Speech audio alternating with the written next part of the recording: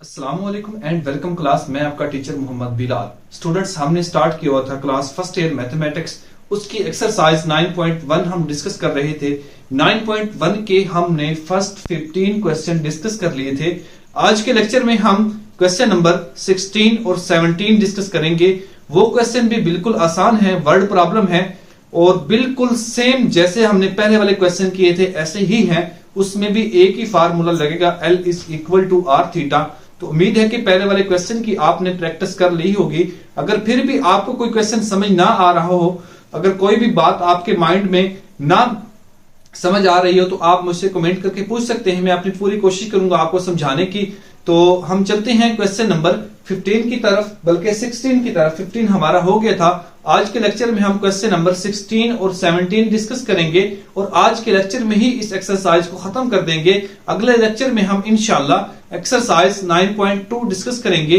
तो चलते हैं क्वेश्चन नंबर 16 की तरफ। क्वेश्चन नंबर 16 की स्टूडेंट्स मैं आपको पहले स्टेटमेंट समझाऊंगा, आपने उसकी स्टेटमेंट समझने की कोशिश करनी है। तो अगर आपको स्टेटमेंट समझ आ गई तो क्वेश्चन बिल्कुल आसान है आपके लिए। अगर स्टेटमेंट समझ ना आई तो फिर तो मुश्किल होगी थोड़ी सी, लेकिन आपने स्टेटमेंट समझने की कोशिश करनी है। तो चलते हैं क्वेश्चन की तरफ। स्टूडेंट्स, क्वेश्चन है हमारा क्वेश्चन नंबर 16। वो कह रहा है moon is subtended on angle of earth angle of 0.5 degree at the ice. यानी कि एक कोई शख्स है, वो यानी कि अर्थ से चांद की तरफ देख रहा है। यानी कि आई एक इंसान की होती है ना, वो चांद की तरफ देख रहा है। तो किस एंगल से देख रहा है? वो एंगल है जी 0.5 डिग्री।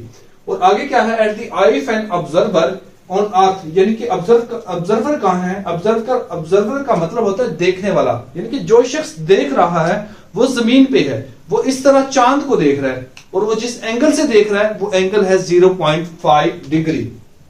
आगे क्या है? आगे वो कहता है जी on earth the distance of the moon is. यानी कि जमीन से मून तक का जो डिस्टेंस है, यानी कि जिस जगह से वो अर्थ से या जिस जगह से वो ऑब्जर्वर देख रहा है उस जगह से लेके उस मून यानी कि मून तक का जो फासला है, चांद तक का जो फासला है, वो है जी 3.844 multiply 10 raise to power 5 kilometre. What is the length of the diameter of the moon. हमने क्या फाइंड करना है? इसकी लेंथ फाइंड करनी है। इसका रेडियस भी दे दिया गया है और क्या थीटा यानी कि एंगल भी दे दिया गया है। तो हमने क्या फाइंड करना है? इसकी लेंथ हमने फाइंड करनी है। तो चलते हैं कैसे इसको कैलकुलेशन करेंगे। तो सबसे पहले एक डायग्राम बनाएंगे इस तरह से आप इसको समझने के लिए। यानी कि ये एक अर्थ बना लेंगे आप और ये एक मून है, ये एंगल है जिस एंगल से वो इसको मून को देख रहा है। तो हमारे पास थीटा है इज इक्वल टू 0.5 डिग्री। हम जानते हैं कि थीटा को सबसे पहले रेडियन में कन्वर्ट किया जाता है। तो हमने भी वही किया, हमने थीटा को किस में कन्वर्ट कर लिया? रेडियन में कन्वर्ट किया। थीटा को रेडियन में कन्वर्ट करने के लिए हम क्या करते हैं? पाई बाय 180 से मल्टीप्लाई करवाते हैं। तो हमने भी ऐसा ही किया, पाई बाय 180 से जैसे ही मल्टीप्लाई करवाया तो थीटा रेडियन में कन्वर्ट हो गया। ये हमारे पास आ गया theta is equal to 0.008725 radian. ये थीटा किस में आ गया है? रेडियन में आ गया है। तो आगे क्या करेंगे? बिल्कुल आसान सी चीज है। हमारे पास आर पे गिवन है, यानी कि रेडियस है जी 3.844 multiply by 10 raise to power 5 kilometre. तो इसको क्या करेंगे? हम जानते हैं कि एल इसका फाइंड करना है, यानी कि लेंथ फाइंड करनी है। तो हम जानते हैं कि L is equal to R theta. तो इस फार्मूले में सिंपल वैल्यूज पुट करेंगे तो हमारे पास लेंथ आ जाएगी। तो आर की वैल्यू पुट करेंगे और थीटा की वैल्यू पुट करेंगे। जब इनको मल्टीप्लाई करवाएंगे तो आपके पास एल इज इक्वल टू आ जाएगा 3353.89 किलोमीटर। ये आपके पास क्या आ जाएगा? इसकी लेंथ आ जाएगी, यानी कि एल आ जाएगा। ठीक है। तो आगे है क्वेश्चन नंबर 17। क्वेश्चन नंबर 17 क्या कहता है? वो कहता है the angle subtended by the earth at the I of spaceman. यानी कि स्पेसमैन कोई एक शख्स है, स्पेस में है, वो क्या है? यानी कि जिस एंगल से वो मून को देख रहा है वो क्या है जी? 1 डिग्री और 54 मिनट। ये आपने माइंड में रखना है। इसको क्या बोलते हैं? 1 डिग्री और 54 minute of radius of the earth is. यानी कि अर्थ का रेडियस क्या है? 6400 kilometre. Find the approximate distance between the moon and earth. हमने क्या फाइंड करना है? इसका डिस्टेंस फाइंड करना है, यानी कि इसका रेडियस फाइंड करना है। तो कैसे कैलकुलेशन करेंगे? चलते हैं क्वेश्चन की तरफ। एंगल है जी theta is equal to 1 degree and 54 minutes. हम जानते हैं कि जब हमें थीटा डिग्री और मिनट में दे दिया जाए, उसको रेडियन में कन्वर्ट करने के लिए पहले मिनट को डिग्री में लेके आते हैं, फिर हम क्या करते हैं, डिग्री को रेडियन में चेंज करते हैं।